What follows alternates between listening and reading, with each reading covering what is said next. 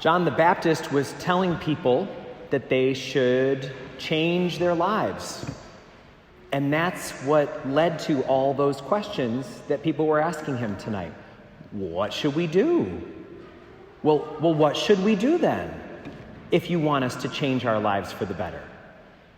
What is it that you're asking of us?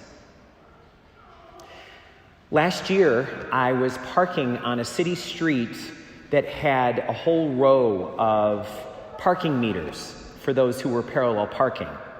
And I slid into my spot and I saw someone putting a quarter in the meter right in front of me.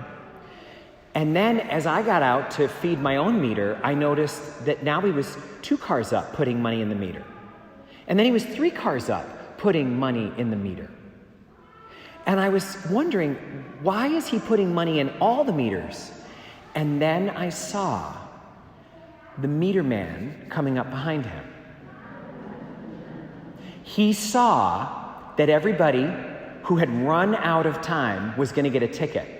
And so he was going and feeding all of these strangers' meters one at a time. So people asked John the Baptist, what are we supposed to do? And John the Baptist says, do things like that. Do things that spread kindness and joy. Do things that make other people's burden easier to bear. Pope Francis earlier this year said, all of us want to be happy. And he said, life is good when you're happy. But if you pay attention, you'll find that life is much better when other people are happy because of you. If you want a feeling even better than being happy and satisfied on your own, make someone else happy and see how that feels. Which is why it's been said that spreading joy is like making a fluffernutter sandwich. You can't spread it without getting it all over yourself.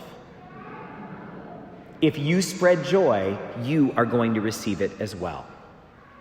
So John the Baptist is telling us, if you want the simple answer to what pleases God, choose to do the most beautiful thing you can with the moment that's in front of you. So the answer to everybody's question, what should we do, was an answer like share, or be fair and generous, or be kind and merciful.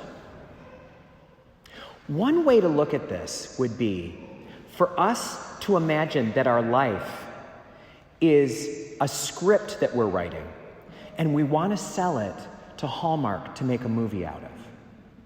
We want our life to be its own Hallmark movie that makes people watching it while wrapping gifts start to tear up. That's so beautiful. And the way we do it is by feeding other people's meters, and by looking for the moment that we're in right now to be as beautiful as it possibly could be. Not too long ago, I was talking with a woman who had graduated in the 1960s from a Catholic high school, not that different from our own high school here, that was open until 1989 in our case. And she said that she was one of those kids that really wanted to do the right thing, but she also had low self-esteem and was often swayed by the crowds. Well, anyway, one day, she was with some friends from school downtown, and they were looking in stores. And there was this sweater that she saw that when she tried it on, looked just beautiful on her. But this is the mid-1960s, and the price tag on the sweater was $40. Just imagine how much money that was then. So her friends started saying to her, just take it. Just take it. They're never going to see it. Put it in your bag. It's perfect. It's perfect. People do it all the time. Just take it.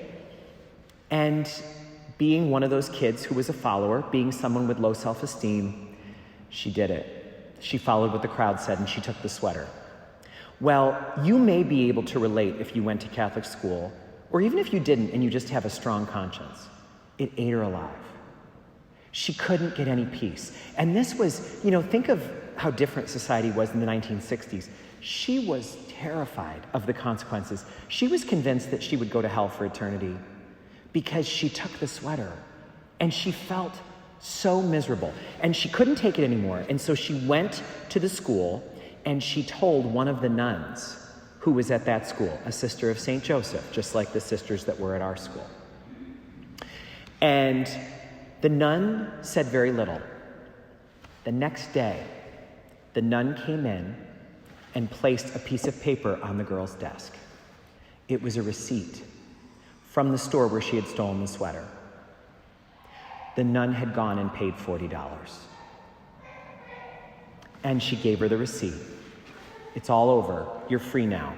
Don't do that again. The most beautiful thing that nun could do with that moment. Who knows where she got the money?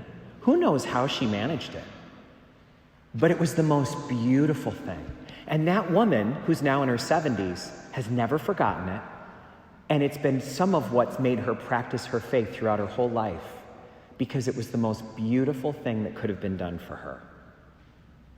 We got to hear in that first reading from the prophet Zephaniah, we should be trying to make God rejoice over us. Just imagine what it would be like for God to rejoice over what we do. Can you imagine God watching that scene of that nun going down and paying the bill for that student who had made a mistake? Can you imagine God watching that like a Hallmark movie, wiping away tears? Or as Zephaniah says, rejoicing and singing as one does at festivals? It would be interesting for us to consider how those moments matter to God. I don't know about you, but when I travel, I nowadays don't usually stay in hotels. I like to stay, when I have a chance to, in an Airbnb. Maybe some of you have tried that method. It allows you to go online and find people who are willing to open up their house or their in-law apartment or some little property that they have, and you can go and stay there right in the middle of their town and be in a real home. For me, it's a lot of fun, but it does carry a little bit of extra risk, because the way that system works is every landlord gets to write a review about you and gets to say if you left the place a mess or if you were noisy after the quiet hours. So it's a wonderful way to travel, but you have some accountability as well. You can't just do whatever you want. You're staying in someone's home. And so those reviews are something that are fun to read after you've left and after you leave a review for the host. It's a double-blind review system. And then after you both have done it and they've determined that you both did it in good faith, then they post it online. Can you imagine if life is like an Airbnb and God gets to post the review of us? Could you imagine how nice it would be if in the review section on our life, God wrote, "Best guest ever. Left the place way better than he found it. So kind. He is welcome back here anytime." Wouldn't that be a great way to live if we could aim at making God that happy? There is a spiritual author who says that a lot of us are trying to find heaven on earth, but we're missing the point. Our job is to release heaven on earth by the way we live. Heaven is contained within us. Instead of trying to find it like it's out there, we need to release heaven so that we create by our lives paradise here on earth. And the way we do that is by choosing in this moment, what is the most beautiful thing I could possibly do? What is the most beautiful choice I could make with this moment? I think that's a good challenge for us on this Gaudete weekend. If we can focus maybe a little less on what would make us happy and imagine what would make God happy. Knowing that if we're aiming at making God happy, it's like a fluffernutter sandwich. It's going to make us happy too. We're going to get it all over us.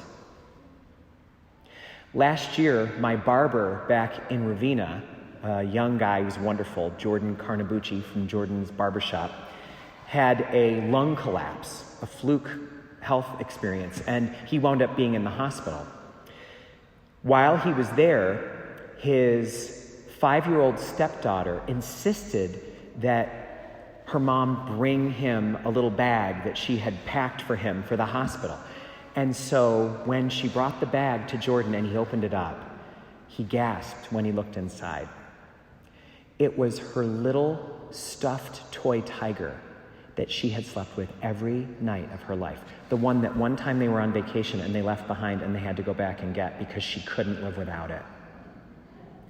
She gave it to him for the hospital so that he wouldn't be alone. And this 5-year-old girl slept in her bed alone to make sure that he would be okay. He said there was so much love when he opened that bag, it hit him just like a tidal wave, and he cried. She released heaven into his hospital room. He opened that bag and heaven sprang out because it was the most beautiful gift that she could have given. Imagine that our lives could be a Hallmark movie and God is up there in heaven wrapping presents and gets misty-eyed and stands up and starts dancing and singing joyfully because of you.